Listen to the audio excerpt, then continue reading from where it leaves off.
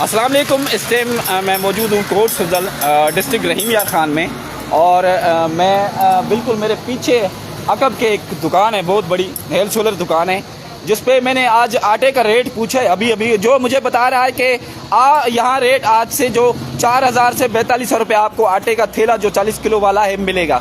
تو میں نے اس کو کہا کہ بھائی آپ ہمیں آٹا دے دے تو ہمیں ایک بل بنا کے دے دے. تو صاحب بتا رہے ہیں کہ ہمارے پاس آٹا موجود نہیں ہے. میں فوڈ کنٹرولر رحیم یار سے اور پریس کنٹرولر پنجاب سے کہوں گا کہ اگر آپ کی حکومت نے آج اعلان کیا ہے کہ 2900 سے 3000 روپے آٹا چلے گا، لیکن یہاں کوٹ سبزل میں کیا کہتے آٹے پہ کوئی کنٹرول نہیں ہے. یہاں اگر کوئی آٹا مانگا جائے، اگر کوئی پریس کی مطلب کوئی رسید مانگی جائے تو کہتے ہیں کہ آٹا ہی نہیں ہے یہاں.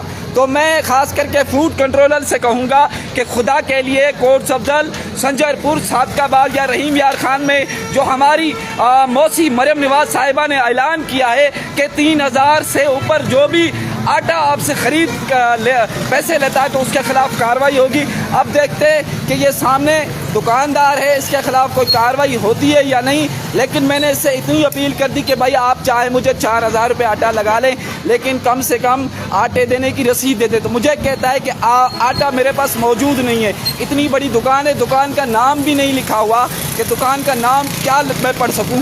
اس لیے میری فوڈ کنٹرولر رحیم یار سے اور پریس کنٹرولر پنجاب سے ڈپارٹمنٹ سے اپیل ہے کہ خدا کے لیے ہم غریبوں پر رحم کریں.